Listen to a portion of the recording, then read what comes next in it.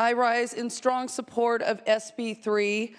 On December 1st, 2014, I was lucky enough to be sworn into the California State Senate. On that same day, the great senator from San Francisco came to me and asked me if I would like to be a joint author on SB 3.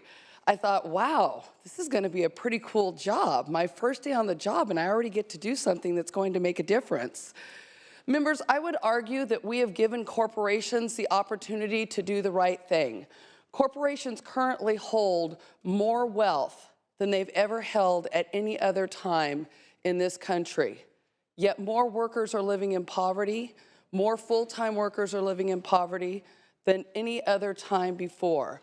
So we have allowed these corporations to do very well, to do extremely well, but yet they haven't shared that wealth with the people that are pushing up the money to them. In my district, in San Bernardino County, 28% of the children live in poverty. This is because mom and dad are working harder than they've ever worked before, but their minimum wage jobs aren't letting them pay the bills.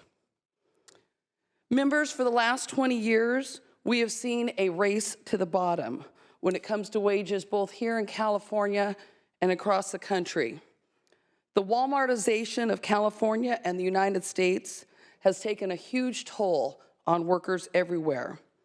Instead of focusing on making sure that workers have a job that can pay their bills, the focus of corporations has been to wildly increase their profits off the backs of their workforces. So here today, we have an opportunity to say no more. Most people who work full-time or close to full-time also receive state aid. I think that's wrong, and I think all of you would agree with that. We talk about education being an investment in our future. I would say that eradicating poverty is an investment in all our collective futures. After all, Californians work hard, and they should be rewarded for their labor. As we have done so many times before, California now stands to lead in this industry, in this historic legislation. A living wage should not just be a reality for employers, but rather something within the reach of all employees that are willing to work hard to ensure a brighter future for themselves and their loved ones. I have been told on numerous occasions that there are different bills that we author and pass here in the legislature that make it hard for businesses to do business in California. But no one has ever said to me, boy, we sure are making it hard on workers because they have to live on part-time jobs, low-wage jobs, and in many instances, temporary jobs. I, too, did a little research for comparative purposes. In 1988, some of you have heard me tell this story, in 1988, when my husband and I got married, we were both making $13.50 an hour. The minimum wage was only $4.25 at the time, but we had good union jobs. The house that we were able to buy at age 21 and 23 was $99,990, just short of $100,000. Gas was 95 cents a gallon, and a dozen eggs was 65 cents. So when we talk about things going up, everything is already going up around us except wages. Right now, a house is about $300,000. Gas has gone down a little bit, but it's still between $2.70 a gallon and $3. A dozen eggs, if you're lucky, is $3.99. So we look back at that $13.50 an hour that my husband and I were making. So if we were just cautious and increase that by 3, that wage should now be $40.50 an hour to keep up with the prices that have already gone up around us. But of course we know that is not what has happened.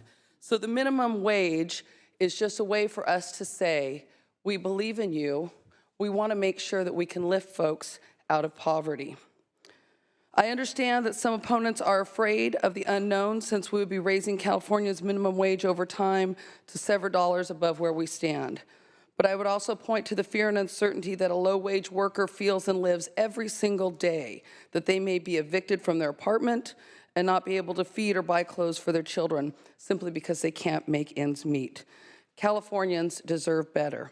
So members, today, let us dare to expect more for everyone in our society. Let's begin today with a race to the top so that all workers who work full-time can provide for their families. After all, members, a good job, not any job, but a good job fixes a lot of what ails us in society. The good senator from Temecula and I don't always agree on a lot, but I would also agree that this is absolutely feel-good legislation, because for the workers that this affects, they're going to feel good when they can pay their electric bill. They're going to feel good when they can put groceries on the table for their family. And they're going to feel good when they can buy a pair of shoes for their son or daughter to go to school. So members, in honor of Cesar Chavez, si se puede, we can do it. I urge an aye vote. Thank you. Ayes 26, noes 12. The Assembly amendments are concurred in. Very exciting and historic week here in California in the state Senate. So excited that SB 3 has passed. It will lift so many minimum wage workers out of poverty. About a third of Californians will now have an opportunity to be out of poverty. Corporations have done very, very well for themselves for many years. We hear about how it's hard to do business in California, but no one ever talks about how it's hard to live in California. We have more low-wage, part-time, temporary jobs than we've ever had in the history of the state. So I think today it's a new day, and we can look forward to good things for working families, which really helps all of us in our communities.